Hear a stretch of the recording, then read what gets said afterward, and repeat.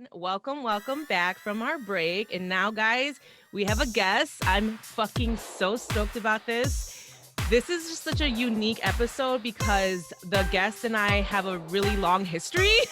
And it's just very kind of unique how it went about. But he's got an amazing story to share with us. So I'm really fucking excited. Guest, why don't you introduce yourself? What's up, guys? My name's James LaRusso. And Kimbo's my high school homie, my middle school homie, my elementary school homie. Bro, I'm about to say you better call out kindergarten now because you know me kindergarten together. You guys, it's like a reunion. Seriously, you guys, this is James LaRusso. We actually have a history because we went to elementary school, middle school, high school together. And then we just like recently were like rekindled on like, had a reunion type of thing on like social media, and we both have just kind of caught up. It was really nice. Like we kind of had a Zoom the other day, and he reached out to me because I'm huge on supporting sex workers, and he kind of reached out and noticed that I did that episode when it came with Fierce. Shout out to you, Fierce. And so he was like, yeah, I want to go on the show. So like, you guys, straight off the bat, James was a fucking porn star, you guys. I mean, he was the it boy. Especially at the high school after the year after I graduated. right. You guys, it was, how everybody has that story in high school, like, did you hear so-and-so, blah, blah, blah, blah, blah. Like, like you kind of like hear through the grapevine of like where people kind of ended up. And like, I think like in our class, James was the biggest story because he went into gay porn. It was just like a big shock to everybody, but super intriguing. His story's fucking cool, and I can't wait to like dive deeper in. But James, yeah, I want you to like introduce yourself, tell us why you're on the show, say hi to the people. They're really eager to hear from you. Yeah, absolutely. Well, first off, thank you for having me. I'm super psyched just for what you're creating, and I love being a part of this, and just like my whole thing in the world right now is like educating people and learning. I mean, I'm not just like sitting here from like a teacher's mountaintop, like I really love to learn, but this is how I learn, you know what I mean? This is how I like I love communicating on this. So, I mean, I'm really here. I mean, my life has changed a lot since the sex industry. I'm out of the sex industry now. I got sober 6 years ago. Drugs and alcohol are a huge part of my story, which we'll dive into. But really, I've committed my life to transformational work and supporting others. Really working on some really big projects that we'll dive into too. But my big thing is turning pain into purpose, because a lot of the shit that we're going to talk about today and unfold by my experience, like even prior to getting into the business, was like I had a lot of pain in my life and I didn't know how to process a lot of that shit. And so a lot of stuff that I did was like a way to alleviate, or find like relief. And it was always temporary and it never really worked very well. And so that's what I'm excited to like dive into today, because I think it happens in a lot of different ways in people's lives. And my way was just very like in your face, people saw it, not like a subtle, like I'm a hermit, like I was just like that, like I dealt with pain in a different way than most people did. And so, so I'm excited to talk about that. I'm hoping, like, my whole intention of being on the show is like, if one person relates to my story, and it doesn't have to be with porn or drugs or any of that stuff. But if one person can relate to how I feel and what I went through, I feel like my job here, if you will, is done, So that's really my intention coming in today's episode. I'm super excited to be here. So. Well, thank you so much. Yeah, guys. I mean, James has lived, we're in our 30s, so we have a long life to live, going forward, God willing, no, knock on wood type of shit. Right. But yeah, James has a very unique story because getting out of high school, instead of like doing the whole, whatever, the traditional way of fucking after high school, going to college and, spending thousands of dollars on a degree you don't fucking use, because that's me right there. He kind of like his journey took him on a road where it was just really something that a lot of people didn't expect. And his journey is really unique to him, but I'm sure it can relate, like you said, to everybody. But yeah, like he said, he's completely open and like he'll share whatever. So I'm really excited because obviously you guys want to hear. Like he's great because like right now he's living a sober life and has like a huge, huge success. You've been sober, what, like 5 years now, James? Yeah, it was 5 years in October. Yeah. Five So fucking coming years. up on That's 6. going on 6. That's amazing. Like my partner, he's sober right now. He's on 2, going on 3. So I hope that, he can relate as well, and just all everybody else that has this similar story. But first things first, can you tell us like how that happened? Like why gay porn? Like how did you get into porn? But why specifically like the gay porn? Yeah. Well, I guess And we then should can have you prefaced that I'm not gay. So Right. Yeah. Yeah, that's a thing. I want to talk because you guys, James has a wife, yeah. like married with a woman. Like it is something that is just so interesting to me.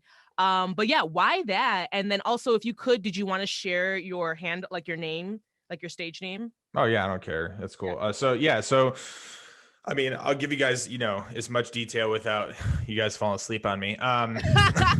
We want the juice. I'll hit the key points, but I mean, yeah, so like I got out of high school, right? And I took off, like I left, Chicago. I haven't even lived in Chicago since then, really. I just kind of blew that popsicle stand, you know what I mean? Because I was at a point where like I had beef with my dad, I had beef with my stepdad, my mom and I were like butting heads, because I lost my grandma when I was young, and she was like the rock in my family, and that's kind of where I started taking my my hard turn in high school when my grandma died. And I just started hanging out with I was hanging out with cool people. They weren't bad people, but like they were different than me. They would drink on like the weekends, and then as soon as I found like drinking, it was like, okay, this is cool, and I like this because I feel better, and it's like a social lubricant at first, but then it was like, man, like I found relief from all the shit going on at home, and like all the shit that wasn't going on at home that I did want to be going on, and I was an only child, so like the homies and the friends were like it for me, you know what I mean? Like James, that was, you're an only child? yeah. I don't know why I thought you had siblings. Probably because you thought like Rogers was my real brother or something. No, I mean like wow. Well, because I mean, like, we've known each other since we were kids. We were in like orchestra together and shit. Like, Oh yeah, I don't know why I thought down you on the had like violin. I play the violin. Yeah, you play the violin too, right? Yeah. Yeah, that's right. We both play the violin. Aw, cute. Sorry, I interrupted. Go on, keep talking. No, you're cool. You're cool. No, so like I mean, yeah, so like that was kind of like my bonding, and like I think that was a big thing for me that I didn't have as a kid, and I think it's important for people to identify like you make a lot of shit up from like 0 to 8 about the world and yourself, like, and you don't even realize it. You're just like a sponge, and you're just like making stuff up. And I think as a kid, what I made up at that point in time was like I needed connection with people. I didn't have connection, and like so I found that through like drinking and smoking pot and fucking just chilling and just vibing with my friends. Like that was my like safe place. And so long story short, like that really started to pick up in like consistency. And then I started finding homies that were like down to, find that relief in fucking, party or whatever you want to call it. It wasn't really a party. My party ended like while I was in high school, and I kept going for like another decade. But yeah, you had the party going, man. For sure. But that was like how I connected with people, and it worked so well that I was like, I didn't see anything wrong with it. So when I turned like 17, and I was still in high school, the last few months I didn't even live at home. And as soon as I graduated, like I bounced. I went to Florida. I fucking started living with my cousin down there who happens to be gay. And he was like my closest thing to a brother I ever had, like as a kid, because we were kind of close in age. He's like 6 years older than me, but like he was closest person in my family. And so living down there with him, I was vibing. He's older, so he's like partying and going out, sneaking me into bars and shit. And a few months in, I got a real job, and I'm like doing the thing, trying to be like a young adult. And I remember I haven't always had this much facial hair, but I had a job, and I love telling this story. And it's, you guys will hear more about this as you kind of hear about my journey. But I got a job at a restaurant, and I had like a 5 o'clock, what I would call a 5 o'clock shadow. It was probably like 4 days of growth. Let's be real. I was 18, but I walked into this job and I got it. I went through orientation. It was a waiter job on the beach at this sick little restaurant. And I came into work, and the guy's like, he's like, hey man, you can't have facial hair at this restaurant. You have to go shave. And like, keep in mind, like I'm 18, like using a razor on my face wasn't even something I did, like I'd buzz it if anything. So he sends me to the bathroom with like a single blade Bic razor and a fucking hand soap in the bathroom to shave. So you had to shave at work?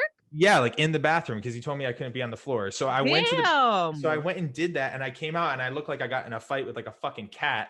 You know, like I'm all fucked up and I'm like Right, I'm bro. It's like, bleeding. why can't you just finish your shift and then go home and then shave and then the Yeah. fuck? It was like a bougie restaurant like on the beach in Fort Lauderdale or in West Palm Oops, Beach. bougie. Yeah. Like, fuck out of here. You can't even wait like a few hours until my next shift. The fuck? Yeah, dude. So then I Wow. come out and he's like, oh, you're like all bleeding and cut up, like you can't serve food like that. And I'm like, dude, I was like, fuck this job.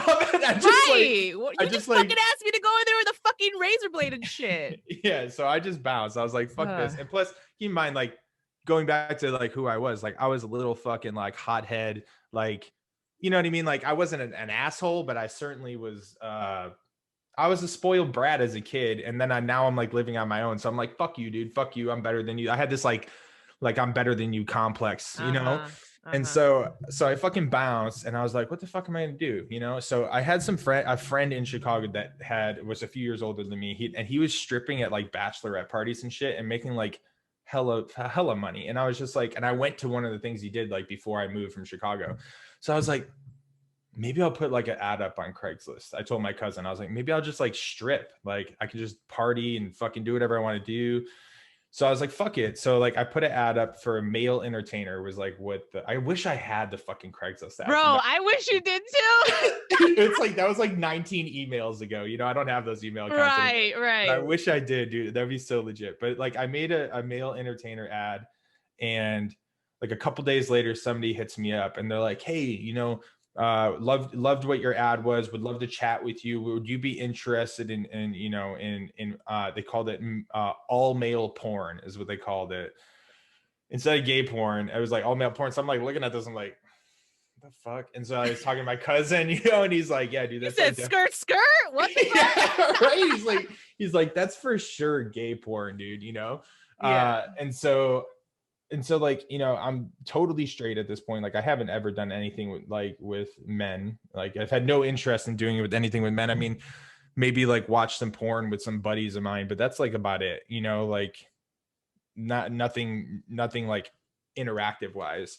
Right. But I've always been so friendly with the gay community. You know, I had a trans friend growing up in my family that I was too young to understand that he was trans, and so I just loved him for who he was. And then as I got older, I started to understand his lifestyle. So I've always respected that. My cousin's gay. I had, you know, I literally in high school I was James, and then we had a gay James, or J Games is what we called him. My friend James, who was gay. So there was like J Games and James, you know. So like I've always had like that community I've been tight with, you know. Uh-huh. So I was like, fuck it, you know, like let's go talk to these people. And like so I went and met them, and it was such a trip because like I don't know if this was planned, but the way they set it up, like when I went there, they were on set. There was like it was at a like a gay clothing optional resort in Fort Lauderdale. So I Okay. walk in there and it's vibey, like it's like really pretty, but all these guys are fucking like in good shape, and like 75% of them were straight.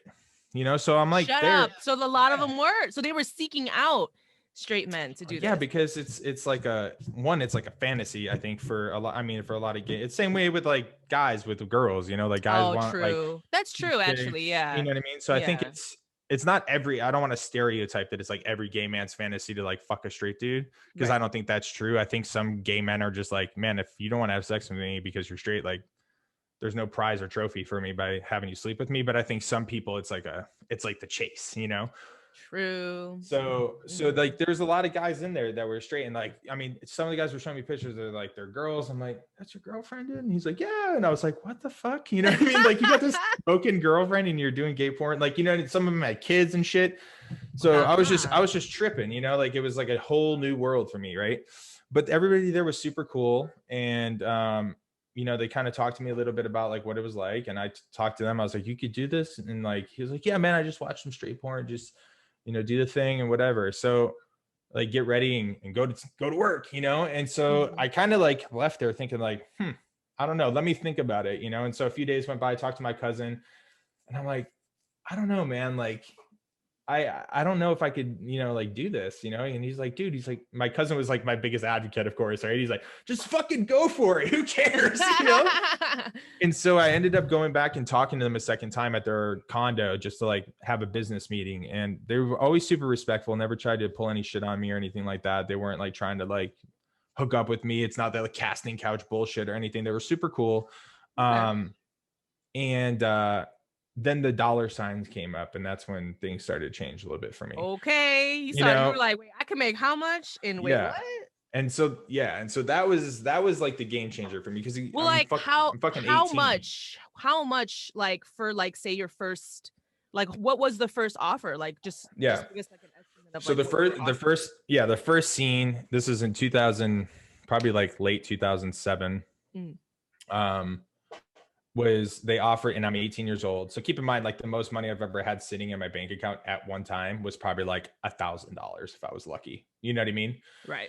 Because like I was working minimum wage at like a fucking flower shop in high school or some shit, like delivering pizzas, and then buying like 20 sacks of bud. You know what I mean? Right. So they told me for the first scene to do like a solo, which is like just a jerk off scene, they were going to pay me $1,500.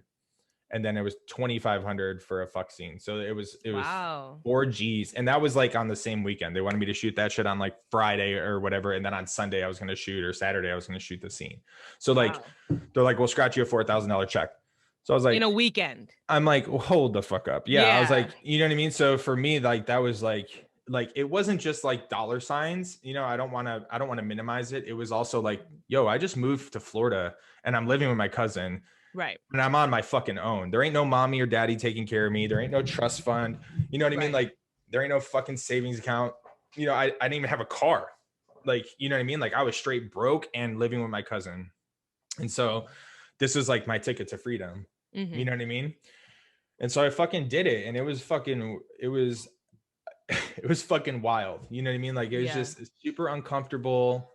There was nothing fun about doing it. I'm not going to fucking play it off like I was like having a great time, but they were very reassuring and comforting. Like, they were cool with me. You know what I'm saying? So it wasn't like they were patient. I couldn't stay hard for shit. Like, it was like, I was just going to say, James, like, how, like, you're a straight man. You've never done this before. I've heard of in like porn, like they have fluffers or people that like, or something like that. Yeah. But like, how, like, how did you stay hard? How did you like perform? Like, how does that work? Yeah, I mean, it was straight up like Viagra and like watching straight porn and then going and doing my thing and like, pumping it a few times and then going back and fucking getting it back up and then going. Wow. I mean, it was like cut. That's and cut work. That's fucking work. And for some people, it's like that. Even if some people just with the camera, it's difficult. I mean, even for gay men, right? So it's not crazy that I was. No, absolutely not.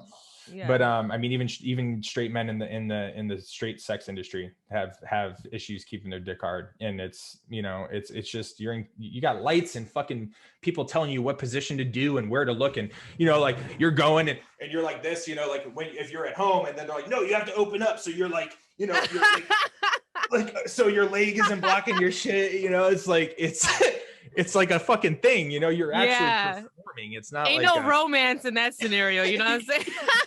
Yeah, for real. Right. And so so I got through it.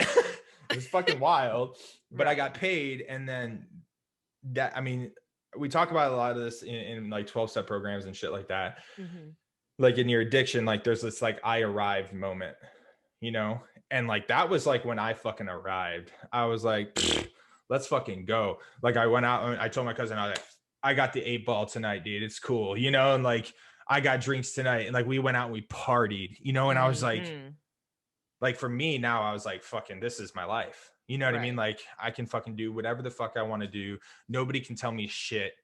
And it wasn't like money has that much control over you especially if you're not disciplined, but like as a young boy, like living on my own, I mean, I wasn't even a man, you're 18. So, yeah. Like, and so young. Yeah. Like they're fucking, I was fucking off, and so they called me up. They're like, hey, we want to do another one. I was like, let's go, and want to do another one. Let's go. Want to do another one. Let's go. And then I ended up getting introduced to an agent. And so I started working with him. And so while all this shit's going on, like I'm starting to get a fucking huge ego.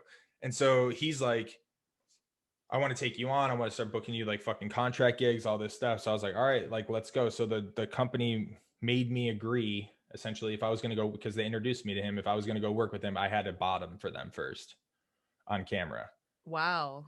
So That's your like ticket to going. Wow, interesting. yeah. So like, because they knew like if I went somewhere else, I was going to end up doing it. So like having this new Oh, got you. You young guys, if you guys kid, don't know what that means, it's basically like James was gonna be, I was going to be catching. you were catching. He was gonna be taking it in the booty and for money. And that's what they wanted in order to let him go with these other people. So Yeah.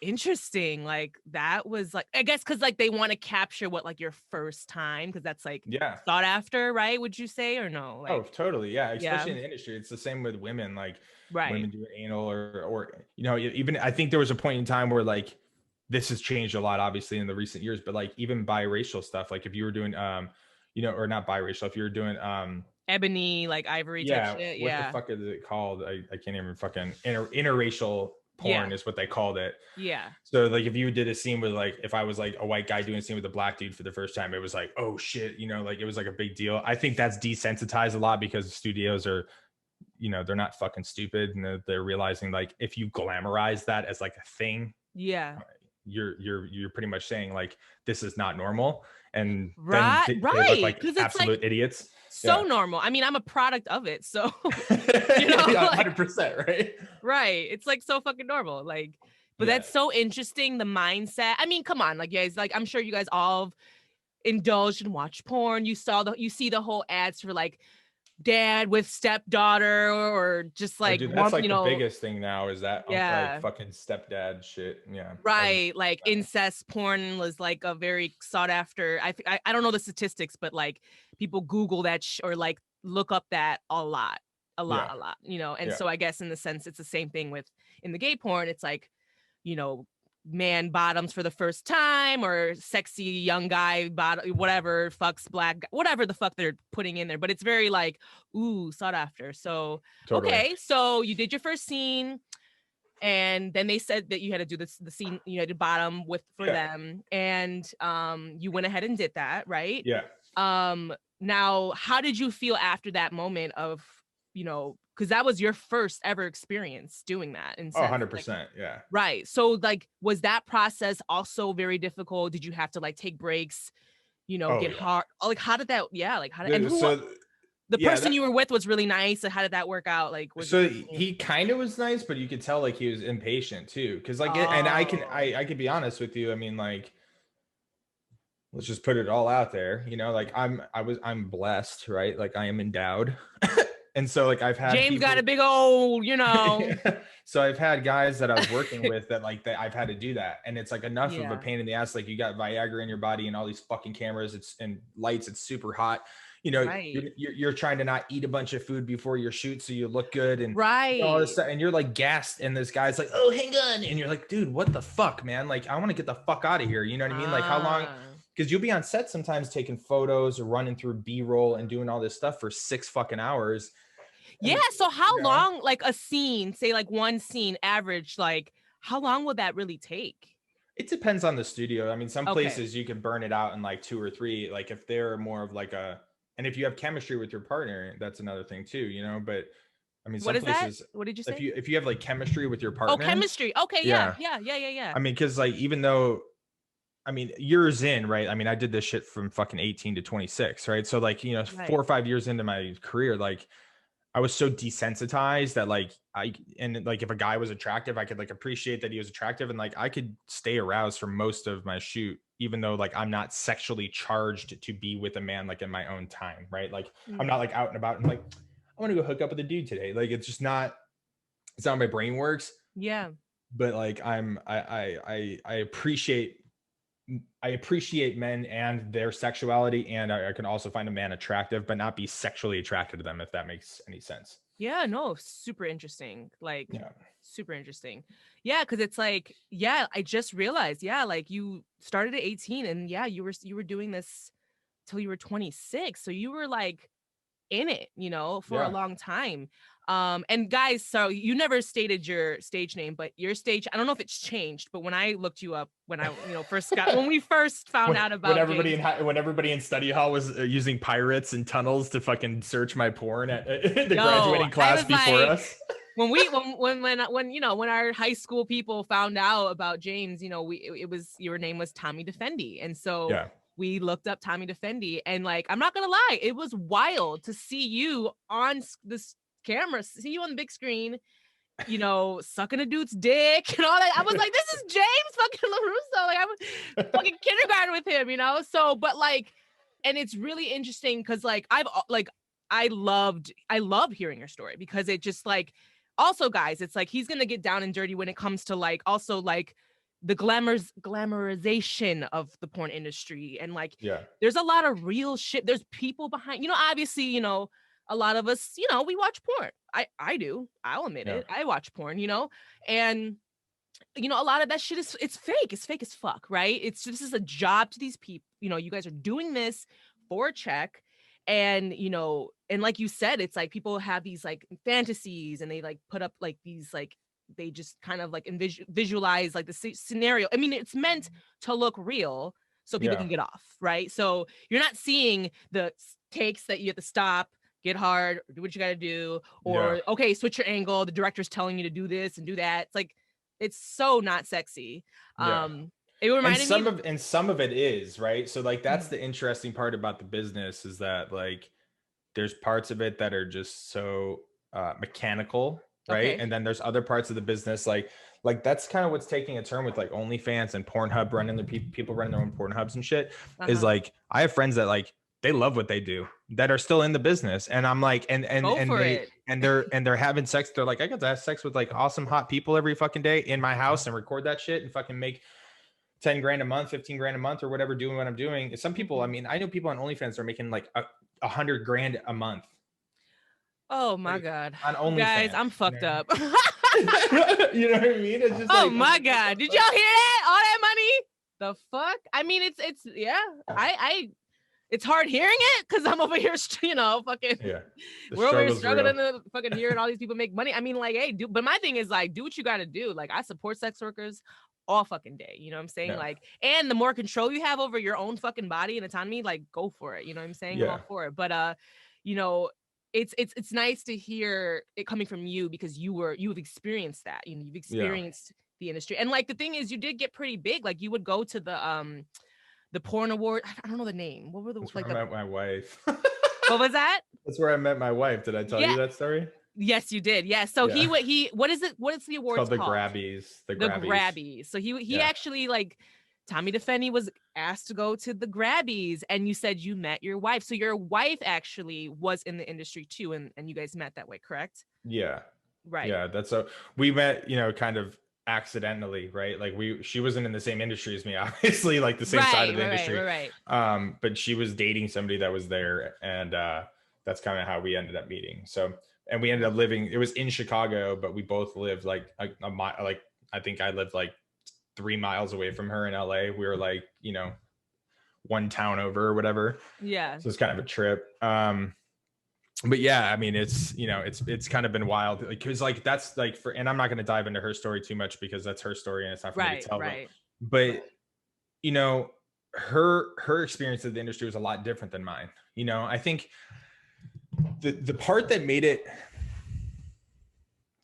difficult for me, aside from, set my drug addiction aside, right, for just 1 second, the part that was difficult for me is every day I was kind of going against what was true and authentic to me as a sexual being, right? And when you do something like that, you are voluntarily traumatizing yourself, right? And so like, that's kind of what ended up becoming kind of an issue for me, is like, I was voluntarily traumatizing myself sexually on a day-to-day basis, and the porn was part of it. But then when I started getting into like escorting, and I wasn't sober, and I'm in these like really grungy, dirty, fucking just unemotionally healthy settings, shit gets weird. Like, I mean, I've spent time with fucking some super sketchy fucking people just because they were paying me $500, $600, $700, $800 an hour. So it's like, it gets dark, you know what I mean? And like that's Yeah. what ended up happening with the addiction coming back into the picture, was like I'm getting high and doing drugs and fucking going and partying with dudes and getting paid by the hour and fucking doing all this weird shit. You know, I'm gonna fly to New York and just hang out with some guy I never met before for a night because he's gonna pay me $5,000. And it's like, you know what I mean? Like it's just it's sketchy, you know what I mean? Right. It's super sketchy. And I think that that's part of, you know, the hard part for me was like, one, I was doing something with my body that I wasn't really on an authentic level okay with, but I was doing it because the price was right. You know, Got so I you. was selling my soul to the devil every day. Now my experience of friends and people that I have in the industry that I'm tight with is like, that's not their experience. They Okay.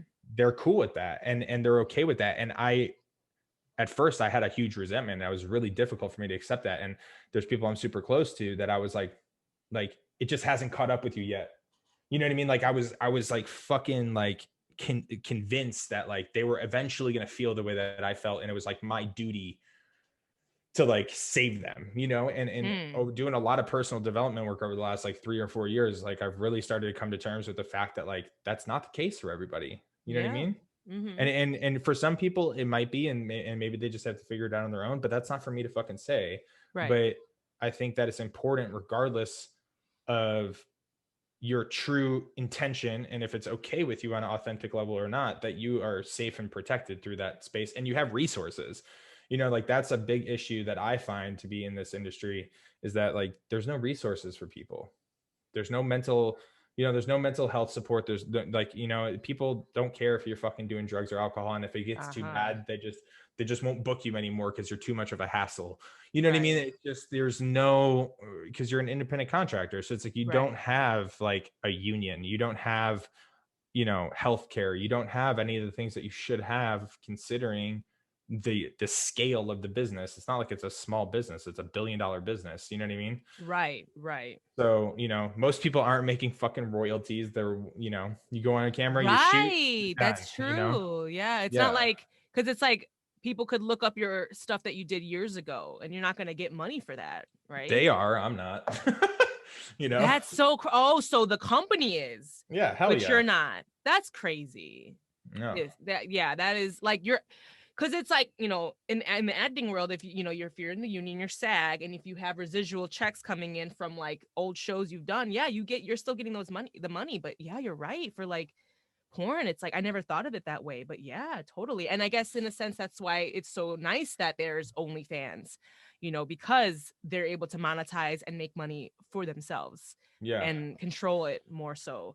Yeah, it um sucks for the producers, but it's great for the product or for the content creators, you know? Right. So, Oh yeah, for sure, for sure. Well, it's kind of like switched a little bit, right? Because you're like you said, like people are still making money off you, and you're not fucking making the money, which is trash. yeah. So okay, so you did mention that you went into escorting. Like you said, you started performing when you were 18.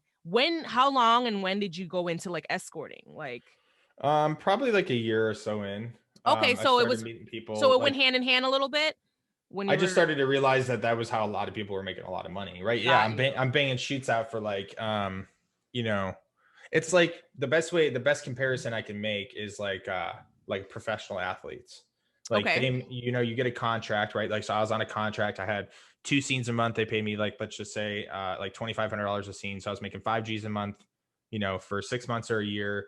And then like, you know, as a professional athlete, you get like endorsements and sponsorship and all this other shit, Ah, right? So like that's kind of like where they make even more money than what their contract is, right? So that's kind of right. what the escorting to porn is. Like, you use porn as your platform to like build your name up, and now my rate just keeps going up because I'm more in demand, right? Like, people want to spend time with me Mm. because they're watching my videos and they're like fantasizing about me. And so now, like, Okay. people are like, you know, because anybody can escort, right? Like, I mean, Yeah. fucking anybody can. You can just go put an ad up on a fucking escorting site somewhere and just escort. But like, your rate is going to be what your rate is. Now, Mhm. you know, when you're a porn star, your hourly goes up because you're more sought after. You're of, you know, a higher caliber, if you will. You know And what I that's mean? where your agent comes in and will negotiate your prices and stuff for you, right? So my agent didn't fuck with my escorting stuff. I just managed all that stuff on my own. Okay, He okay, only managed my porn stuff, or like live gigs, like dancing gigs at okay. nightclubs and But he shit was like able that. to give you more money because based off of like he could negotiate your rate Well, yeah, or that try to get just you kind more. yeah, that just kind of worked out because I was building a name for myself. He Got really it. helped me manage my career and kind of grow me into like a You were new, doing it yourself, like you were. because I was like a boy when I started. So then he's like, stop shaving your chest, fucking put on some weight, do this, do that. So like he helped me like transition from being this like what gay in the gay community call like a Twinkie kind of boy, right? Like as I was skinny, I was like a buck 65, buck 60, like super thin.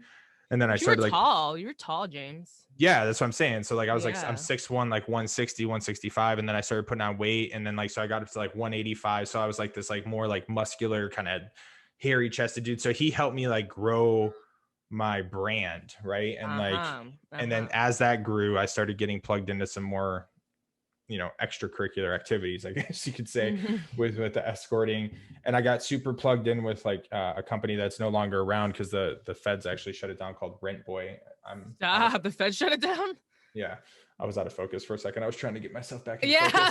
focus. We want to see. We want to see your face. Show us your face. Yeah. Yeah. So like so I just started getting really plugged in with all these different ways to make money. So I got 5, 6, 7, 8K coming in a month from shooting porn, and then I'm like fucking over here, doing live events every month or 2 months, and then I'm fucking escorting on the side.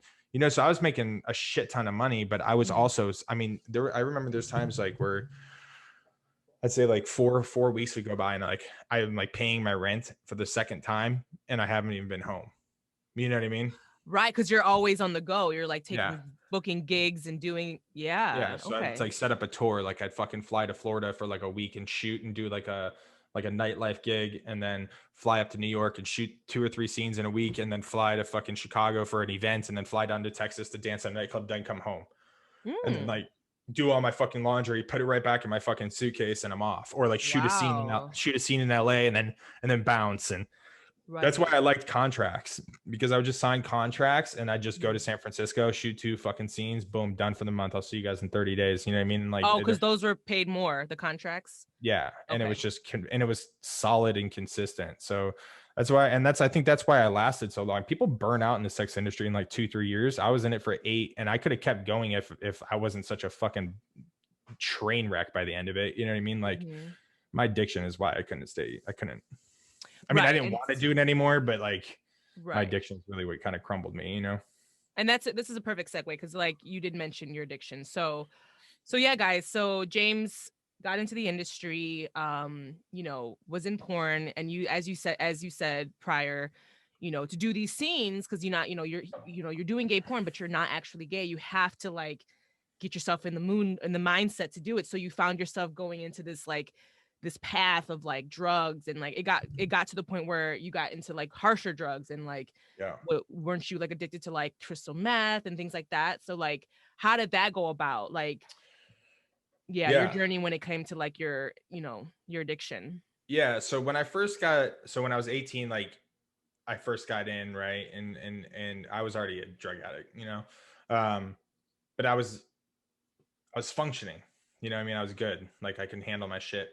But then when You're I a was functioning alcoholic is what they would say, or no? Is that like a word? Or, like, I mean, I was doing coke and drinking and smoking weed and like fucking doing my thing, right? But I was cool. And then when I started getting more into the business, I started meeting other people who were doing some more serious shit. And I started doing crystal meth, and I burned the fuck out in like 3 or 4 months. So when I was like 18 or 19, I went to treatment. So that was the first time I went to treatment. But my misconception was that it was crystal meth that was the problem, because I was okay before that. I see. Crystal meth is what like took me to my knees. So I got out of treatment and I just didn't do crystal meth, but I got right back into smoking pot and drinking, and one thing led to the next. And I was like doing coke and ecstasy and fucking all that shit for like 5 years until I was 24. So I was doing all that shit while I was in the midst of my career and growing. I was still partying my ass off. I was having a blast, you know what I mean? Having a good time, like, on top of the world, whatever the fuck you want to call it, because I was able to manage that shit. You know what I mean? Right. But for those of you who have ever struggled with addiction or know anybody who struggled with addiction, there comes a time and a place where it catches up with you. And that's kind of what ended up happening with me. So, I went through a couple of really horseshit relationships, super unhealthy, just like the most emotionally and sexually and physically unhealthy relationships you could possibly imagine. I mean, my career, and then of course I picked the most top-notch women in my addiction until the last one. I don't know what the hell she was thinking, but the first two were just absolute disasters. Were they And also in the industry too? Your prior girlfriends? in ways, yeah, they were, but they had their own set of unique issues that just, drugs were a big part of both of their stories.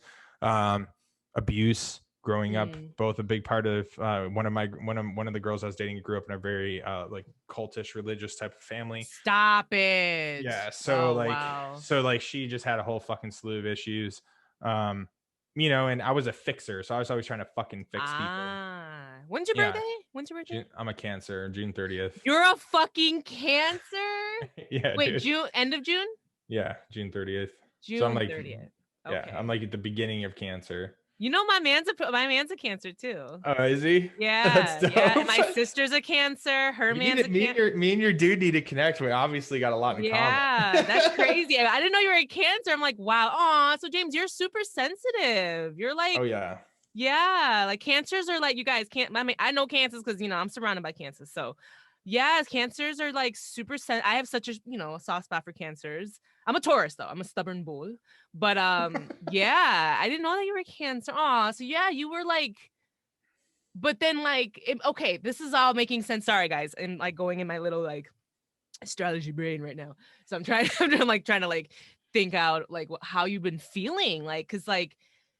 Yeah, and like some Cancers can be really empathetic, like can be empaths and like pick up like on people's energy and take it with them. So it makes sense why all these scenes and it's just like the amount of like stress and the amount of like I mean your travel guys is great, fantastic. I love it so much, but it also can be very fucking exhausting if you're doing it all the time. It's like there is a like it's tiring, you're living out of your suitcase, like I've done it, like it's very exhilarating, it's very freeing, but then there's also like this exhausting side to it too. Well, there's like the no roots feeling too, like you don't have like a home base, which is a bit like I remember when I used to travel, girl, like I would literally go to hotels and I'd unpack my luggage into the drawers and like hang my clothes up and shit just because it was, you would do that because like even if I was only there for like 2 or 3 days, like just because it like fucking made me feel like, oh my gosh, like I have like a space, like shit's where it's supposed to be. You know what I mean? Right. Yeah, because you're home. You said you'd be paying rent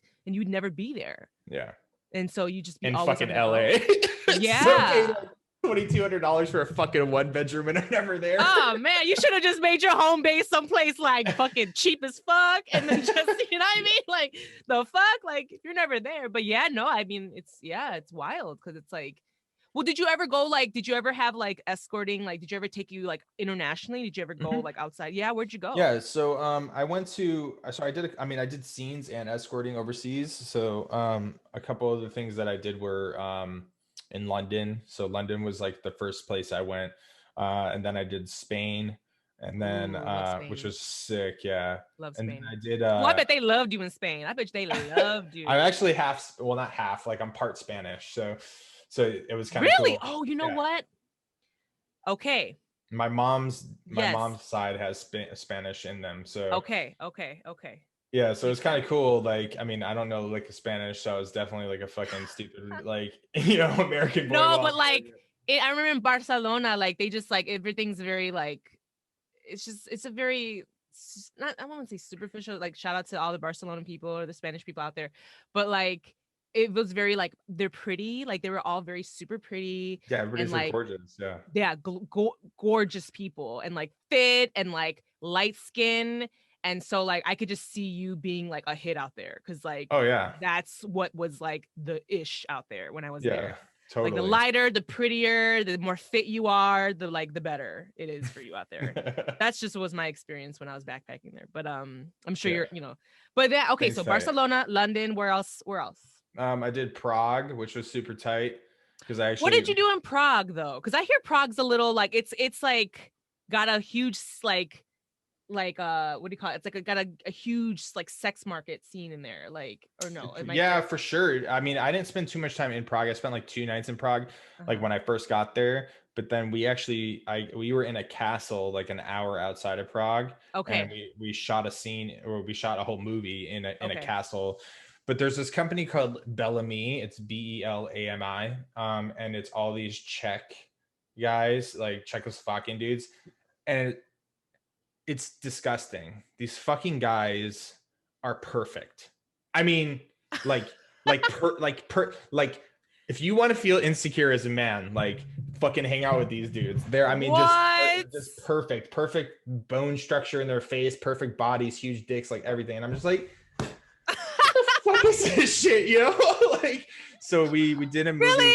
Really, Yeah, Prague? Really?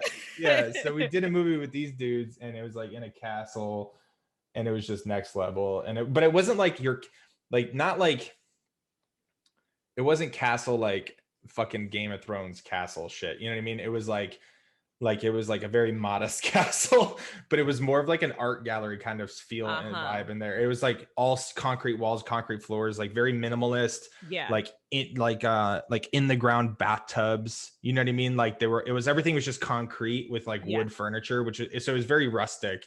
And there was like really beautiful gardens that we shot in outside, and like barns and shit. It was fucking dope.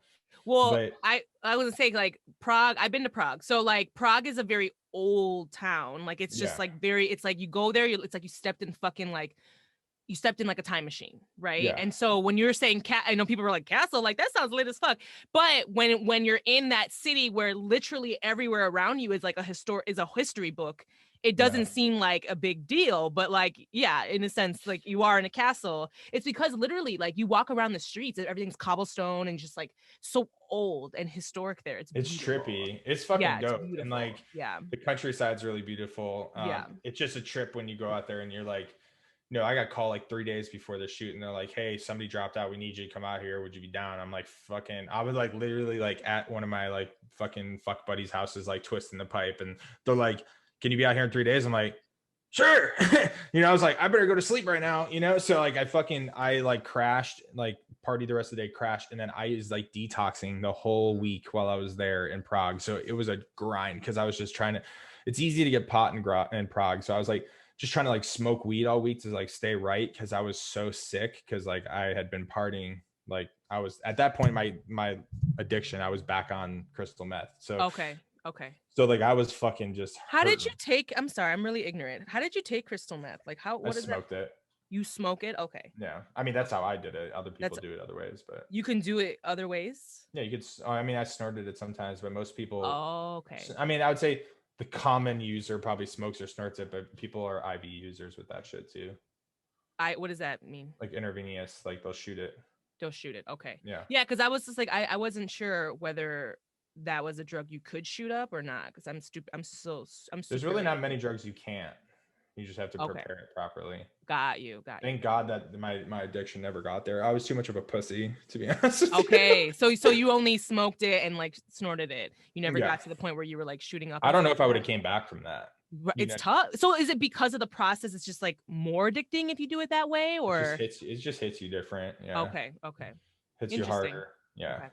So, but yeah. So I mean, I mean, that was one of the sad things about getting out of the business, was like, I had so much opportunity and so many amazing things that I did that I just was never really present for. Like, even when, like, I mean, I remember, like, I've been in some of the dopest apartments you'll ever see, or hotel rooms you'll ever see, with like tricks, right? Like with like Johns and stuff. I bet. But the whole time I'm there, I'm just like, oh God, I don't want to be with your nasty, cringy ass, So it's like, so like it was right. Like, you can't even take it in. You can't even enjoy. Like, oh my God, I'm in this beautiful fucking place. Like, I'm in a castle, but I can't enjoy. That's so interesting. Yeah, it was weird. But then there's also, I mean, this is the fucking weird like dichotomy of the sex industry. Is like, there's so many times too, though. Like my business partner right now that I'm working on something with was a former client of mine. So it's like, I'm super tight with him. He's like a good dude. He's got a huge heart, and he always saw me for me and respected me. Right. So like, but then there's like the other side of it where it's like you're just a dick with legs, or you're just, you know, like you're Right. just like this thing that I masturbate to, and I can have you because I have the money, so I want you. And when you're in the position like me, and like I said, this is different for other people, but my story is like I was in such a fucking like dark place in my life that I couldn't I couldn't fucking process what was going on emotionally, right? So like I just would get loaded and get through it, you know? And so I Mm-hmm. was in such a level of self-hatred with myself most of the time, total lack of self-worth and self-love, that it just caused like a lot of toxicity in like almost everything that I did. You know what I mean? Because it was like, it's like anything in life. I mean, I don't care if you work at a fucking grocery store. If you don't love yourself, like you're going to be a miserable fuck while you're at Right. work. You know what I Right. mean? And so when you're there and it's like, I have to turn it on and be like, You're you acting. know, You're an actor. yeah. Yeah. Simple It as was just that. Yeah, like, yeah, it was you're acting, so, and acting can be exhausting. I yeah, know. It's fucking, I mean, obviously yours is in a whole different avenue, but like, yeah, acting fucking yeah, exhausting. Like when yeah. you're like customer, like you're a fucking customer, so hi, how are you? Like, da, da, da. Like you don't give a fuck about them.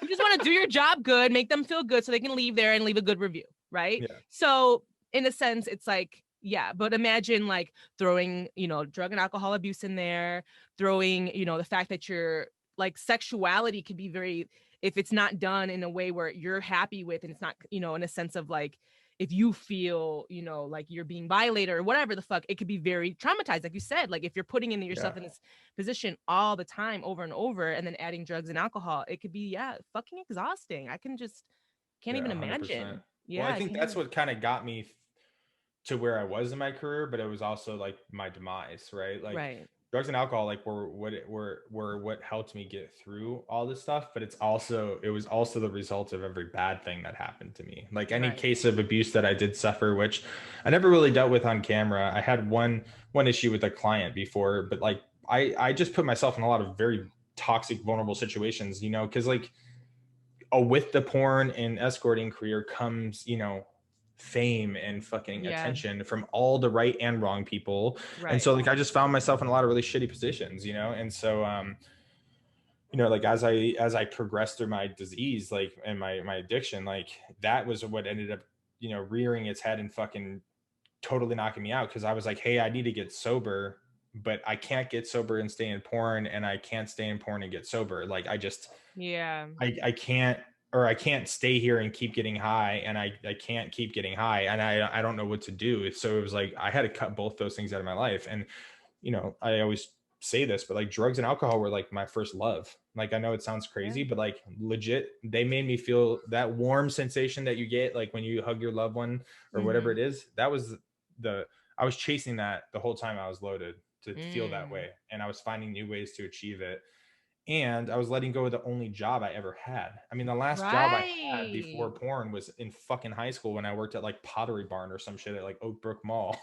You know what I mean? Like that was like the last Yes. job I Okay, had. Oakbrook Mall. Come on, Oakbrook Mall. Yes. Well, I mean, that's huge. It's like, yeah, if you put it in perspective like that, it's like, damn, like, yeah, it's so Yeah. fucking real, you know? Would you share like because you said you had lots of clients, you had lots of like, escorting clients or whatever. What is something that you would like to share with us? Like something skeezy. You said you did a lot of skeezy shit. So like what's something that a client wanted you to do or do to them that was like wild to you and you're like, oh God, let me just get this money that you will Huh. share? That's a good question. I know, right? I'm sure you're like, let me go to my Rolodex in my head of shit, which out Yeah. without bringing up triggers, of course, No, I mean it's, you can't trigger me. That's impossible. Mm, good. Waking up in the morning and breathing is a trigger, girl. So I mean, um, Okay. shit, I don't even know. I mean, I guess because the cool thing about doing this is you have full control, right? Like, I mean, I Okay. could be like, absolutely not, go fuck yourself. Um, I mean, I think like the weirdest thing that I ever got were like people who were like into like piss play, like water sports and shit. Like, that's probably about the weirdest it got for me, because that's the thing is like they wanted what they saw on camera, and what they saw on camera was like a dominant top. You know what I mean? Like Oh, that's what they you. saw. Okay. Yeah. So that's why they hired me. They were just Okay. dudes who wanted me to. So like, luckily, actually, no, I have one. It just ding. It just popped up. I had this dude. I don't know his name, but apparently he dated wow, what the fuck is my name? Famous gay news anchor, white hair. The Oh fuck my is God, wrong that with one me? dude. Yes. Anderson, right? Anderson, yeah. Yeah. What the What's fuck his is this? name?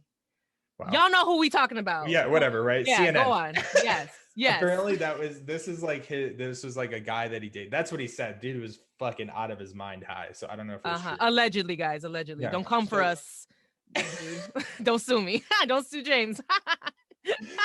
but dude fucking he hires me, tells me to bring shit. So I bring a bunch of crystal with me. And he was like, "Hey, I'm gonna shoot it." I was like, "I don't want to see that shit. Like, I don't want you like watching people shoot shit in front of me. Fucking that shit does trigger me. Like watching somebody put a needle around. That's why I think I never got into it because I was just like, Ah. fuck that." Uh-huh. But so he's like, "All right, I'm gonna go to the room, whatever." So he went and did that, and he came back in the room, and he like first just wanted to like lay there while it hit him.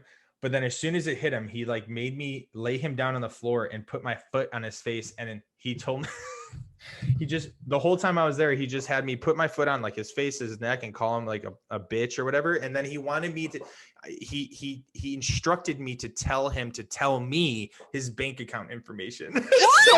So yeah.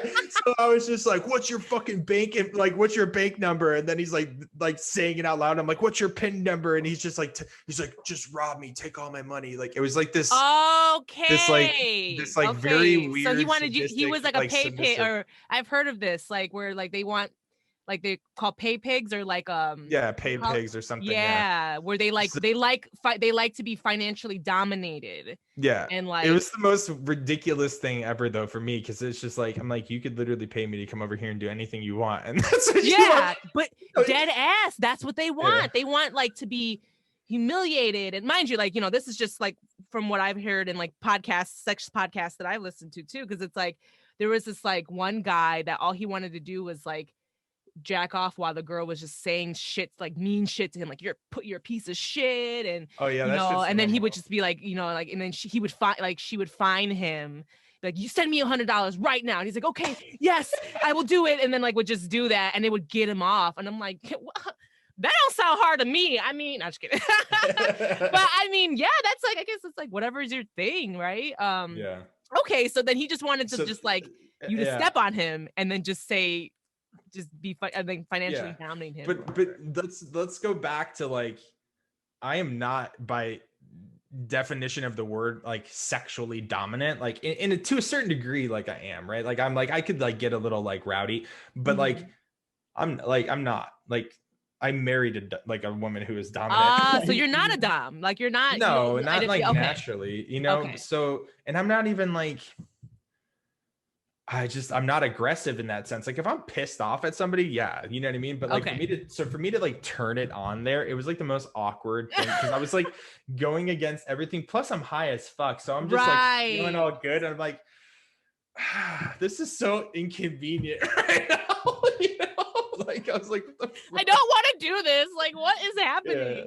And so yeah, that was probably like the weirdest. I mean, I had like weird people, you know what I mean? I mean, everybody's kind of, I mean, there's nothing. Right. We're not gonna There's kink shame. Everyone's into their own yeah, thing, but it's like, it's a little weird, abnormal to yeah, societal yeah. views or whatever So the that was fuck, like the you most know. like abnormal thing I guess you could say that people had me do. But like I mean, like I said, most of the shit I had to do or was asked of me to do was normal. Like it wasn't outside of like it wasn't outside of like your normal sexual encounter, right? And to be Okay. honest with you, most of the people were actually probably more vanilla because it was just like I wasn't like I was like a prize for them. Like it was like a big deal because I mean, like, and not to toot my fucking horn or anything, but like I had made a pretty big name for myself. So like for me to be in the room and for you to have your hour of time with me, it Yeah. was like they just wanted me there. I mean, I had people that hired me just to hang out with them, like straight I companionship. Yeah, because it's You know what like I mean? this is someone they admire. They've been like watching you, like been fantasizing, like being with you, and then to finally have you. Yeah, I'm sure it was just like a matter of just being like, I just want to know the person. Like, I mean, that ass, if I could ever be in the room with Rihanna, I would do the same thing. You know what I'm saying? I would be like, just how are you? Like, can we smoke weed together? Like, you know what I mean? Just because, like, yeah, in the sense, like you're idolizing these people, that you've watched on TV all the time, and then finally to have them there, that like that's enough. Is that true? Like some people like that was 100%. enough for them, right? Oh yeah, and I think it's interesting watching because like I've gotten into a lot of emotional intelligence and personal development work since I've stepped out of the industry, and um, it's interesting looking at psychology and like how the human brain works. I mean, there's the AVN awards are held in Vegas every year, right? Which is like the Adult Video Network, What was with that? It's the the what? AVN, the AVNs, like the Adult Video Network Awards or Uh-huh. whatever. So they, people fly from all over the world to go to Las Vegas, to go to the expo, to have a photo signed by the person that they jerk off to. Right. To me, it's like I get it. And it's just like, it just goes to show you like how powerful the human mind is, and Yeah. and how connected to our genitalia our mind is, because it's so powerful to the point where you're like, I fantasize about this person, and then like they're just such a huge part of my life that I'm going to fly 6,000 miles to go from Germany or whatever to Vegas for a weekend to hopefully see them so they could sign a photo or like take a photo with them. And I'm like, dude, I mean, you're just jerking off this person online. And Mhm. it's interesting how invested we get into that. And it just goes to show you, one, how essential your sexuality is in your life, and how important it is to have a healthy have healthy sexuality, which I am the furthest thing fucking from. I'll be honest with you. That is still something I'm very much so trying to figure out, because my experiences didn't provide me with a healthy sex life. Like Right. I mean, traumatizing would be, I would use that word lightly because I don't want people to think that like things happen to me, but I put myself in situations that were not aligned with my core values Right. or what I truly wanted. And I was just doing it because it was like the money and the attention, essentially. Right. Right. And so that was So part of it, so then but like so then now, you've been with your wife now for how many years? 8, we're going on 8. 8 years. And then Yeah. you're saying this is something that you're still battling. So it's like, do you find it difficult sometimes to like be intimate with your wife? Like how does that work? Like Yeah. So sexual, no. Intimate, yes. And so, that is, you said a word there. yeah. Wow. That was super So, deep. Say that one more yeah. time, please. Say that one more time. I said sexual, yes. Or sexual is difficult. Now I'm trying to say it and I'm fucking it up, yo. I put you on the spot, like, all I right, know, one more time. Because right? it was good. You said Yeah, sexual, yes. so sexual, yes. Intimate, no. No, I yeah. do struggle with that. Wow.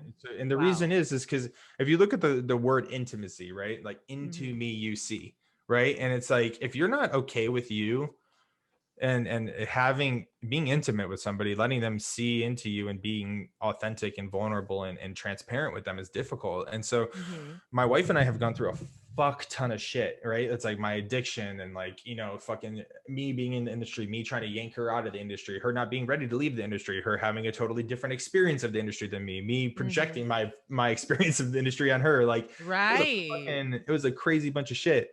And I don't know if you've ever dealt with a crystal meth addict, like kicking fucking crystal meth, and trying to stay sober for stints at a time. It's not fun. And I was not a fun Right. person to be around. So, we built up a lot of bad habits and a lot of defense mechanisms. And then, all of the stuff that kind of came along with me from the industry, and then me like turning the power off on her experience of the business.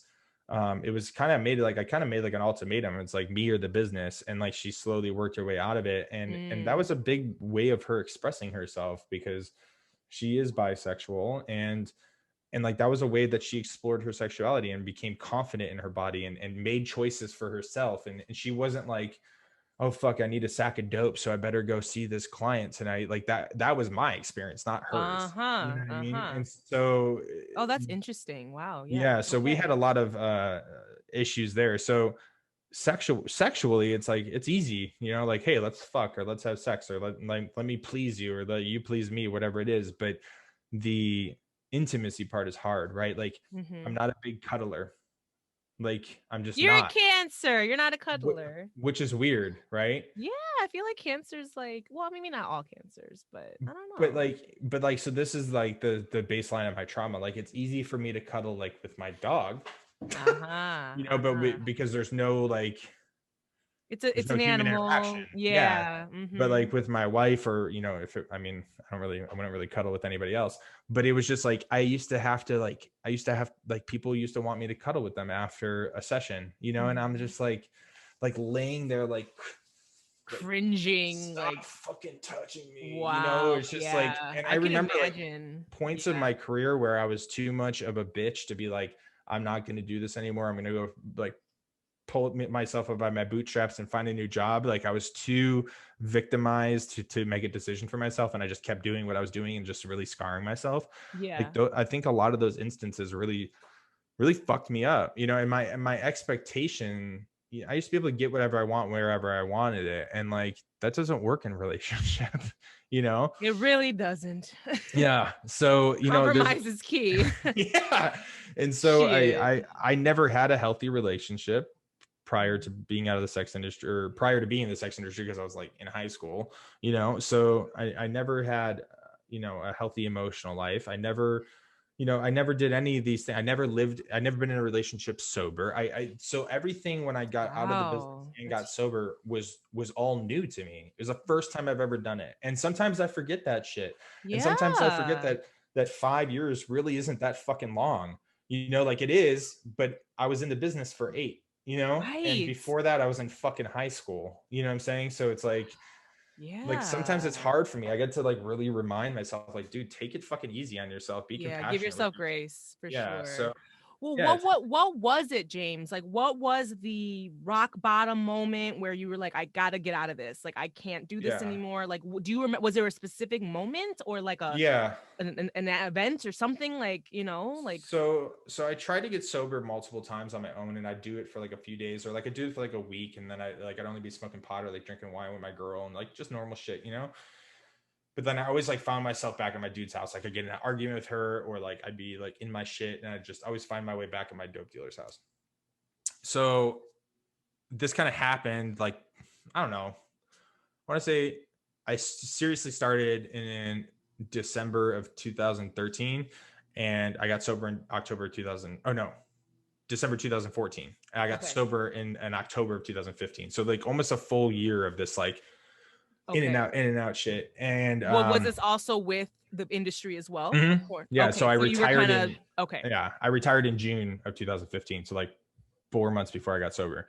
So Okay, so you retired porn first, then you retired being and then you and got then you sober. got sober. Okay, cool. Okay. Yeah, but I was trying to get sober before I got out of porn. That's why I made the decision. Like I was like, I have to get out of this, because I'd go see a client and they'd be getting high and they'd be like, hey, you want to fucking smoke? I'm like, yeah, fucking whatever. Right. Or like I'd go shoot, and then I'd feel like a certain way about everything going on, and I wanted like relief, so I'd go get loaded.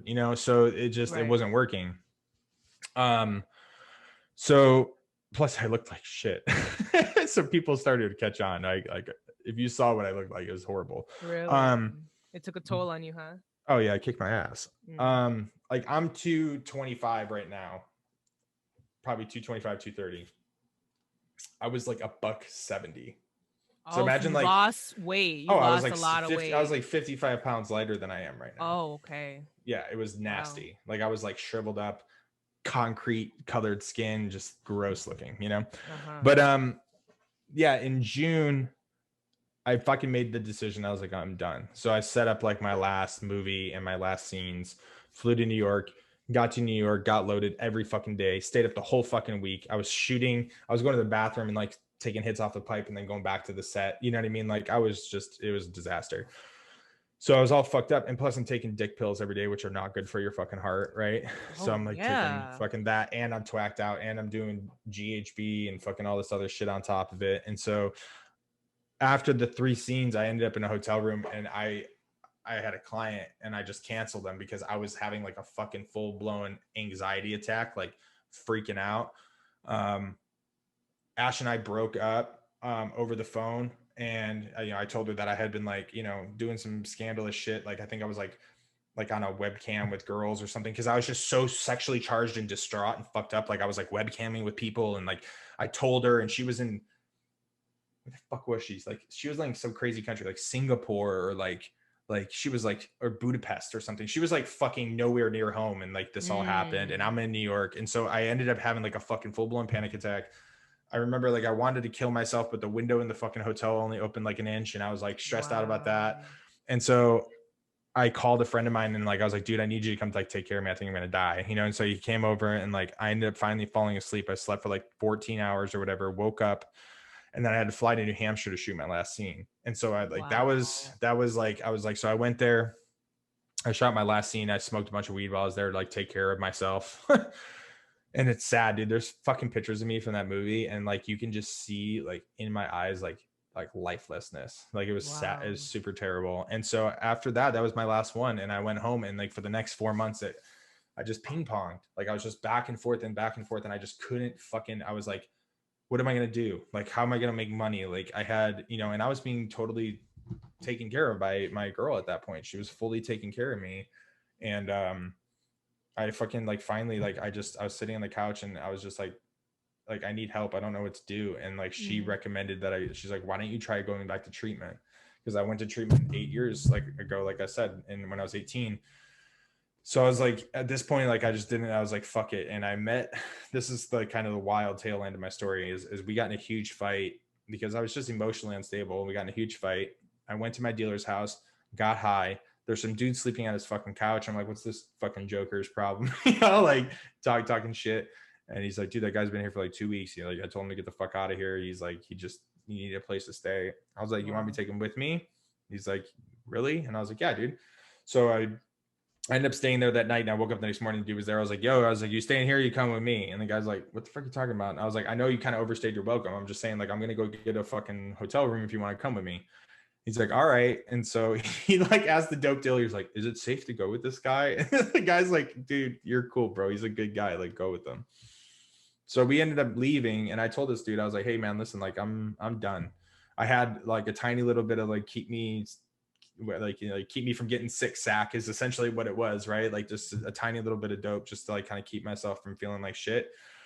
And I was like, once this is gone, dude, I'm done. And so I ended up not even doing all of it. And I like pitched it, because I had been sober for like 2 weeks at that point and then got in a fight and went out, got loaded, you know? So I was like, I'm fucking done after this. I'm starting over again. Ash and I are, you know, we're done. Everything. I'm just starting over again, you know? And that dude took me to my first AA meeting. Oh, really? Yeah. So I fucking went to a 12-step meeting and he had some time previous in the program and gotten sober and he brought me to a fucking AA meeting and I sat down with the dude and I sat down in a meeting and it resonated with me. Like I heard people like, it was weird. Like, I'm not saying like I was comfortable, but like something made sense. And so then I went to another one and then I went to like more of like a narcotics dependency type of program and sat at a few of those meetings. And like, then I was like, kind of like feeling good. Like I had like a week sober and I just remember I had like an emotional breakdown one day. And I was like, because I felt like I was sitting on my hands, like trying to not get loaded. And I was like, dude, I need help, you know? And Ash at that point, you know, she couldn't let go of me, dude, because she was like so fucking invested in me and loved me so much. She loved you. Yeah. So like she was helping me out a little bit, but she's like, go to treatment. And I was just like, fuck it. And then the homie, his name's Charles. I fucking love this dude. Still, he's sober, love him to death. We're super tight. And he's like, go to this spot. It changed my life. And so I checked in and fucking, she paid for me 7 G's cash for a month. Wow. And I fucking went to treatment and I've been sober ever since. So like, it's just, that's amazing. Yeah. And that's like where like all the healing started. And like, I mean, I had so much resentment toward the sex industry and gay people and fucking all this stuff, you know, at that point. And thank God for 12-step programs and God and work and all the things I've been doing, because it's like, you know, I want people to feel like they can do whatever they want to do. I don't want to be like an anti-porn activist. That's definitely not my intention. Like I'm very pro-sex and pro-sex worker, and I support them in what they're doing, but I don't want anybody to ever have to fucking, I don't advise people getting into the business if they have a drug addiction. You know what I mean? I don't advise people getting into the business. But then at the same time, it's like, how do you know? You know what I mean? Yeah. Like, it's not like you went into it knowing that you had it and then, right? Well, yeah, totally. Yeah. And it's probably a problem that will never get like resolved, but I want to try to help as many people as I can. And so it's like, if you've suffered some major trauma, like rape or assault or fucking sexual abuse, or like, you know, whatever it is, like, some people feel like that's the answer. And maybe it does work for some people. I don't know. But I just see so many people that come in with abuse or addiction issues or pasts, and the industry just chews them up and it spits them out worse than they were when they came in. And it's fucking shitty. You know, it's super sad. But then I also see some people who become very empowered, you know, and find themselves. And so, you know, I just want people, if you're going to do something like that, just make sure that you have something or someone that you can rely upon to like work through your shit. And like, that's what my intention is as I'm stepping into my new ventures. And it's not like exclusive to the sex industry or addiction, but like, I just really want to have a space where people can realize that like the pain that they've experienced in their life doesn't necessarily need to drive them into the ground as much as it can be what elevates them to the next level in their life. Like, let your pain be your purpose. You know what I mean? And sometimes turning that pain into purpose is a very tricky and difficult thing to do. But if you can do that, like, you can see like the people who've like, you know, who were sex trafficked, and then they start these huge foundations to stop sex trafficking. Or, you know, like women who were put down as kids and now they're like leaders in the world, and support other women being leaders, and or whatever their story is, like taking their pain and turning it into purpose. It's like the most beautiful thing, you know? So that's like the trajectory I'm on now, is like, I'm not letting all that shit happen to me in vain. You know what I mean? Yeah, like, that's right. Cause it's like, I mean, James, like you just starting, I mean, just being here with us, you know, like just sharing your story with, you know, the Kimbology listeners, like, and me, it's like huge. Cause it's like, I'm sure people are going to like, people out there are going to relate to you. And in general, like maybe they might not have the exact same history that you did, but everything you're saying, I think can be also relatable in a sense. We can correlate it with something in our lives where maybe we're not feeling, you know, completely fulfilled, or we do have alcohol or abuse or addiction too in our lives, or whatever have you, you know? And I think that it's amazing that you're still here with us to share that story. a lot of people don't make it too. You're right. Right. I was going to say, I'm like, James, like 8 years of this shit, like this is wild. You know what I mean? Like, I'm just so happy that you're here with us to share this story. And yeah, you have a lot of good you can do now because you experienced it firsthand, and you know, you can share your path of like of getting in and then getting out and then being sober now. And it's just like amazing to hear. So I really fucking appreciate you being so transparent. Like, of course, yeah. So I know this was, guys, I know this is like a very heavy episode because it's just so much, like, it's like he has an amazing story I had to share with you guys. Like I had to.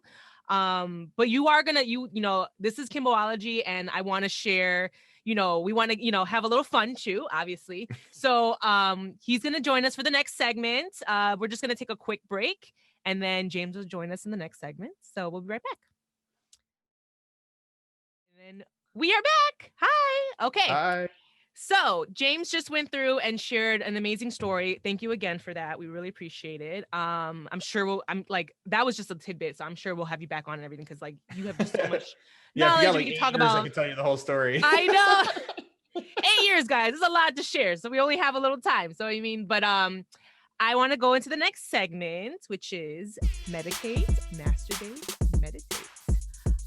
What do you choose to talk about, James, in our segment? I'm going to talk about the one thing that's changed my life more than anything out of those three, and it's meditation. Yeah, meditation. You're like, what do I choose? Okay, meditation, fucking amazing. What is your meditation practices? Like, what do you do now to like meditate? Yeah. So my thing with meditation, I mean, so it's for those who participate in 12-step programs and stuff, it's highly recommended and suggested to meditate, right? And so for me, like meditation can look a bunch of different ways. And sometimes it's like literally just pausing and giving myself like 30 seconds in the middle of my day. And sometimes it's like actually like sitting down and really like diving into something deep. But if there's one piece of advice that I can offer about meditation, I'm totally hijacking this from my wife, but it's the most like, it's the most incredible definition, because some people like, they talk about meditation and everybody's like, how the fuck do you do that? You know what I mean? Especially if you're like a busy mind person. Dude, it's not easy. It's really not.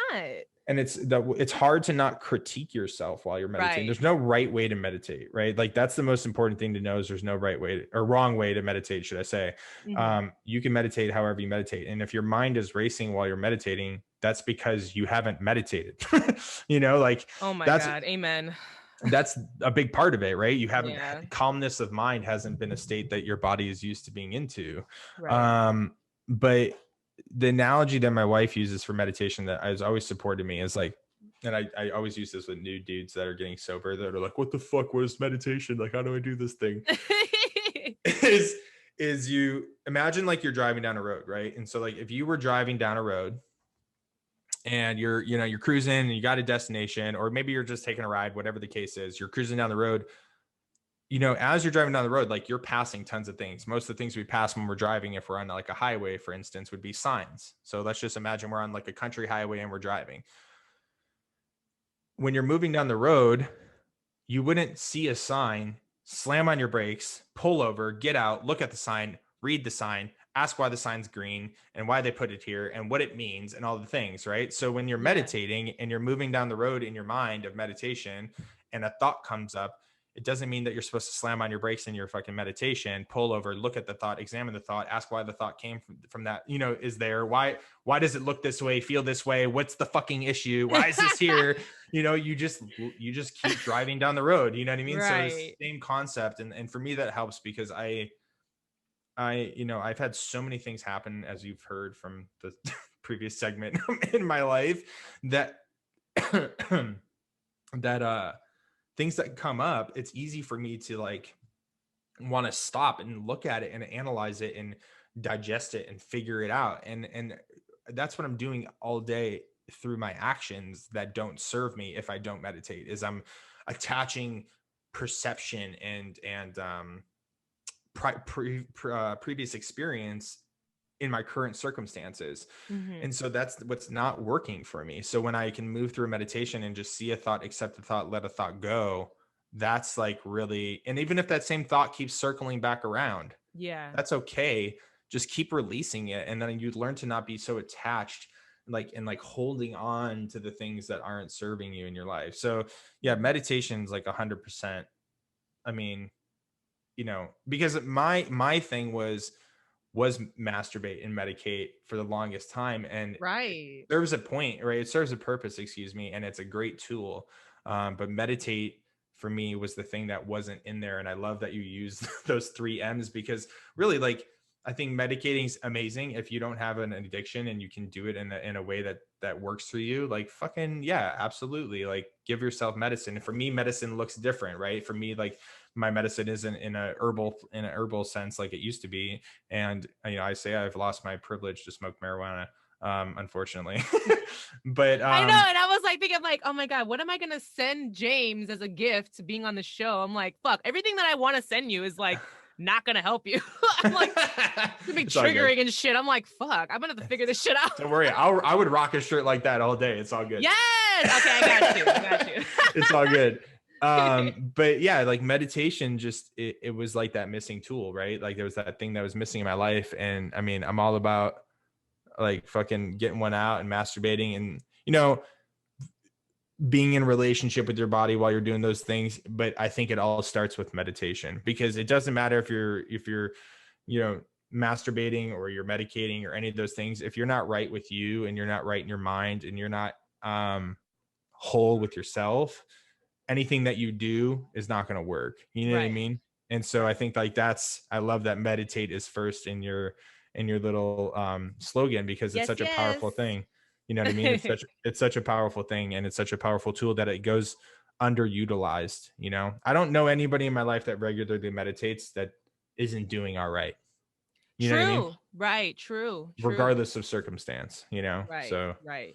And it's like so fucking real what you said about how you would meet guys that were trying to sober up, and then you'd be like, they're like, meditate, what the fuck is that? How do I do that? It's like, for people that, okay, like it might sound so simple to do, right? Just sitting and quieting the mind, just sitting there and relaxing, and just like maybe your form, like everybody's form is different, right? You can sit, you can stand, you can lay down, you can listen to like a tone or rushing water or fire cracking or crackling or whatever the fuck. to calm it, but like but if you're not dealing with, like, if your mind will continue to race, right? Like, and that's something that, oh my God, like when I know that I needed to, like, I need to meditate, and it's been a while, is when I can't fucking, like, I'm just like erratic and I can't calm down, and like everything fucking bothers me, you know, like I'm like on edge all the time. And so I'm like, all right, bitch, it's been a while. You need to go fucking meditate. Cause Even when you sit down and meditate, you're like, I don't want to fucking do this bullshit. yes. I had that moment the other day. Like I was like finding it so hard to sit down and meditate. And I was like that. And like, and when I feel that way, that's when I know I really need to fucking meditate, and like meditate longer, or like meditate every day, go through a meditation where I'm like, all right, I need to put aside 10 minutes every day, just sit there, fucking quiet my mind, because it is so powerful, along with like breathing exercises. Have you ever done like breath work, James? Yeah. Yeah. Yeah, breath work too is so powerful. Like I have several friends of mine that are into breath work and teach breath work, and it's just so powerful too. Like when I studied tantra too, we did a lot of breath work, and it was like super like powerful. Like I just like felt this like ease of the mind that like doesn't come easy at the fuck all at all. Yeah. Like we as people, as human beings, have so many things going through our heads, right? We gotta fucking pay the bills, we gotta feed the dog, the cat, gotta pay, go to work, have sex with our partners. Like we gotta like do so much, and like make sure we're making everybody happy, see our friends, talk to our family members, So that just is so hard to like turn off when you're meditating. For me, at least, I feel that way. So for me, it's like a matter of like consistency, and then also just like giving I think it's like a gift too. Like I feel like it's a gift if I can just give myself 10 minutes of it, because like honestly, that's like, people are super busy, like, and it's like, Yeah.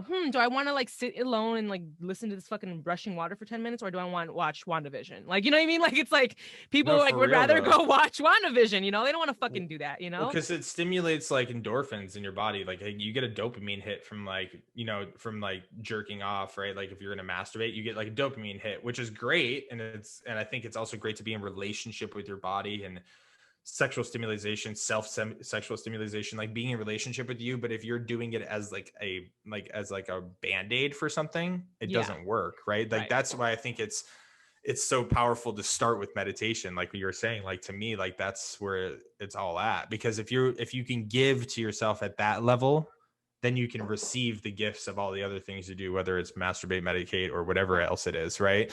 Like you can actually be open to receiving. And I think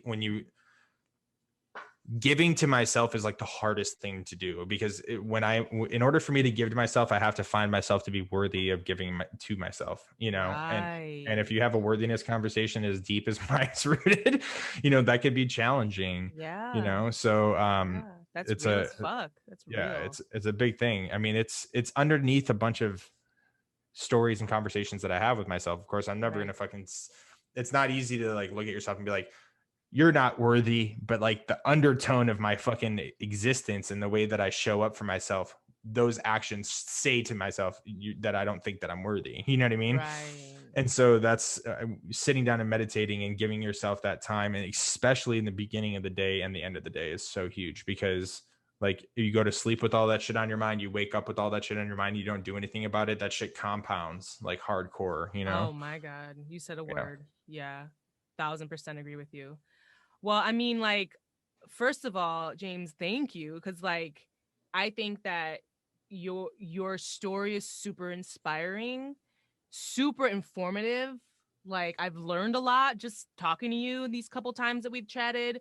And just like your perspective on life too. I mean, like I said, we're like in our 30s. Like it's just like we have a whole life to fucking live. But I feel like, you've just lived a huge amount of it and experienced so much in that 8 years. Mm. And it's made you who you are. And I appreciate you sharing that part of you with us, because that's so special. Like guys, I'm telling you, like, I would have never reached out to James and been like, can you share your fucking like story? Cause like, you know what I mean? Like, I never would have thought, like, he slid in my DMs and was like, hey, I would love to share my story. I was like, really? I was just like shocked and like so pleased. And it kind of almost like made reassured me that I'm in alignment with what I'm supposed to do too, because I was like, oh, look at all these like beautiful souls coming to me. Like, and like we're all the collective mind, you know what I mean? Like we're Yeah. all on this journey, right?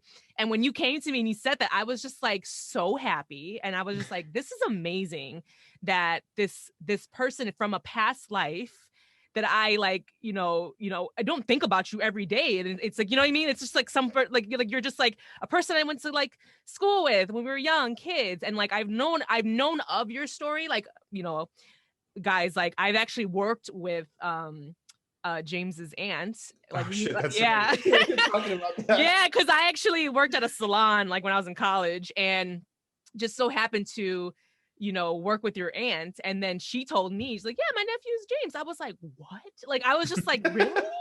And then, yeah, she went. And then when she told me, your story, like, I think this was long ago. This was when I was like, I don't know, I think I was like 20 years old. So like, no, maybe like 21 or something. Like, I forgot. So like, you were like deep in it in a sense, Yeah. but I think you were still like, she told me you were going through your journeys of sobriety, and then like, you were, you know what I mean? So like, cause there was times where I remember she would tell me, like, she was like, oh my God, like, yeah, he's doing really good. Like, I'm very proud of him. And I was like, oh my God, that's great. Like, we would just check in and hear like every so often. And then like, as life gone on and stuff, like we were, friends on social media, and we would check in, but I had no idea like the work you put in, and like just like your storyline. And when you reached out to me, I was like elated. I was so happy. I was like, I cannot fucking wait for me and James to fucking chat on Kimbology, because I feel like this is going to be so amazing. I feel like everyone's going to be like, this is an amazing story. They're going to totally relate with you and just appreciate you just sharing your story. So I just want to say thank you so much. Appreciate Yeah, absolutely.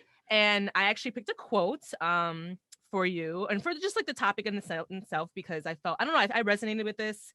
And I thought it would be nice to like talk about. So yeah, so here's the quote of the day, guys. What freedom men and women could have were they not constantly tricked and trapped and enslaved and tortured by their sexuality. The only drawback in that freedom is that without it, one would not be a human, one would be a monster. And that is by John Steinbeck from East of Eden. Damn. So, yeah, Bars. no, this, right? Drop the mic. Drop the mic.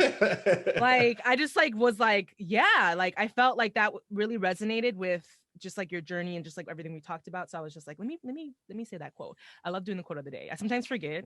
I forgot last week. Sorry, Kareem. But yeah, thank you so much. And at this time, guys, like, so yeah, James, he's got a whole like I want you to share anything you want, handles. Follow him, guys. He's amazing. Like, he's got lots of like amazing things in store. I think even a podcast to himself. So at this time, James, share with us, like, what, how can we follow you? How can we find you? Yeah, thank you. So one thing I wanted to say too, when you were telling me about how cool it was to hear my story, it was actually very selfishly also interesting to hear about my story from the third person perspective, because like there's nobody that I talked to from high school. Like maybe I reconnect with like one or two people occasionally. So like, it's been very cool to hear like what went down when James LaRusso got found out. Listen, my homegirl Evelyn, she called me up like, girl, did you hear? And I was like, what? I literally didn't believe it. And then when I looked up Tommy Defendi, I was like, skirt, like, okay. But I mean, it was never in like, like, you guys, James was like, this is my perspective. James was like the jockey white boy that would like, you weren't prom, were you prom king or queen? I was maybe like homecoming something. You were like, he was like homecoming king, whatever. He's just like this good looking white boy, you know what I'm saying? Tall, all the girls loved him, you know what I'm saying? Me, I was just there. Like, I kind of like, I wasn't like super popular. I wasn't like a nerd. I just was there. I feel like I was just there, you know? And like, yeah, I just was like, this was just like the jockey white boy that all the girls wanted to be with is now doing porn. I was just like, and gay porn at that. I was just like, this is a wild ass motherfucking story. I was like, yo, this shit is for the birds. Like, I can't wait to fucking hear this shit. But yeah, no, I appreciate your, like, cause everybody has a story, right? And we're real people.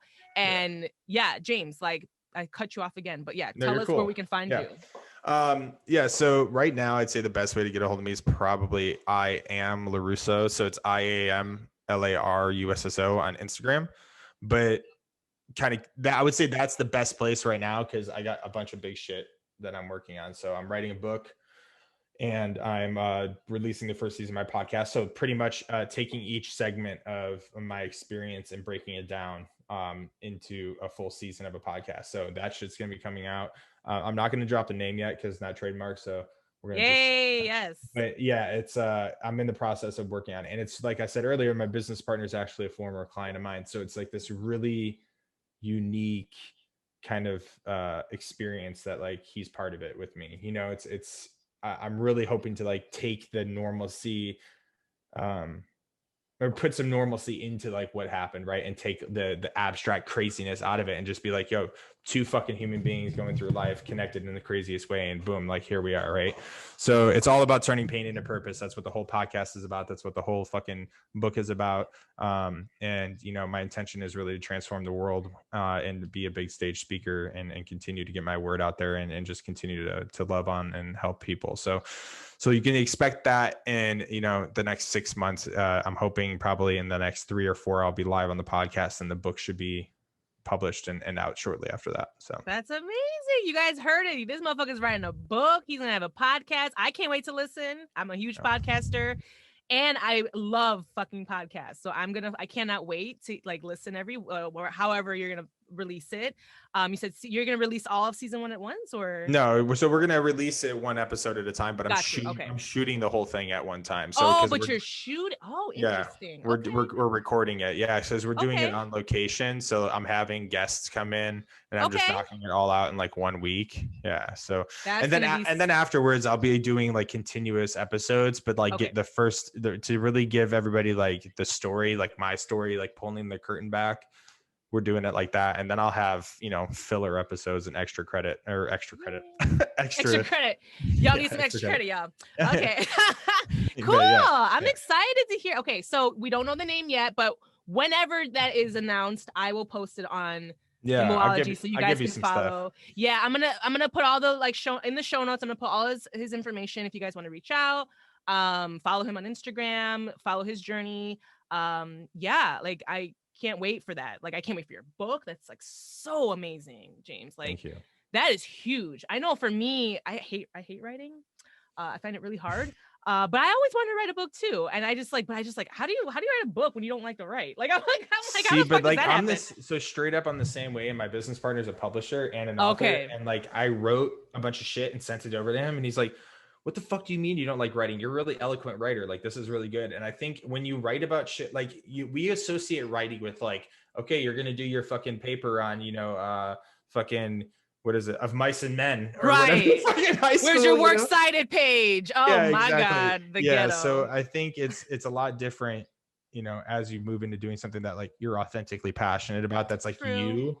So I because it just kind of poured out of me. And you know, I even used like a voice dictate for a lot of it. Where I just kind of talked at my computer. That I feel like would resonate with me more, because I'm like, I don't physically, the whole writing process, I start things, I never finish it because I get tired of that shit.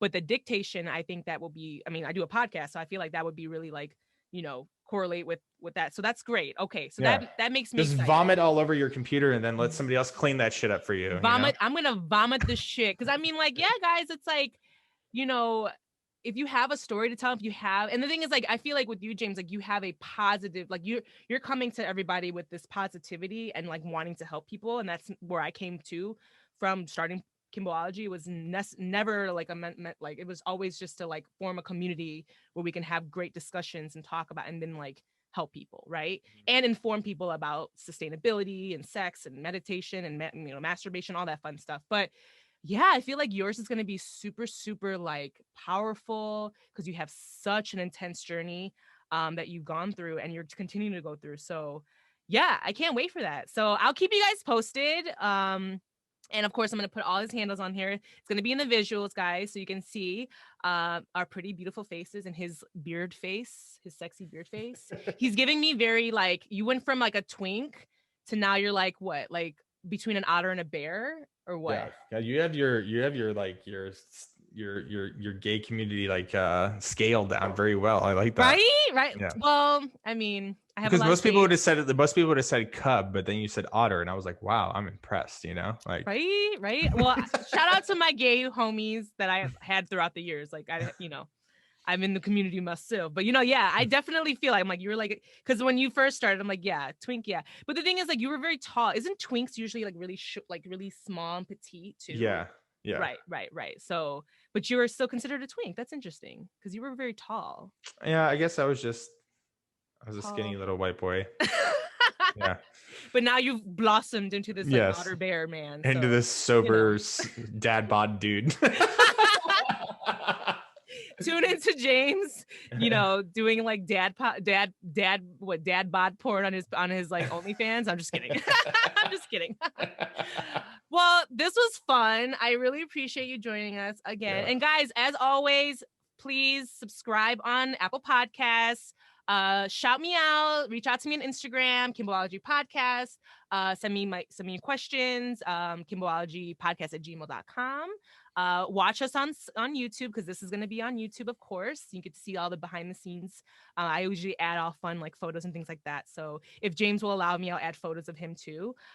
We should find pictures of us from like elementary school. Dude, I think I will, because I think I might have the ones where our like our school classes. Yeah. And then I think I even might have the orchestra one. Hell yeah. I'm gonna take you back, bro. I'm gonna take you back because I think I have them somewhere. I'm gonna try to find them. So yeah, for sure. But yeah, guys, this was fun.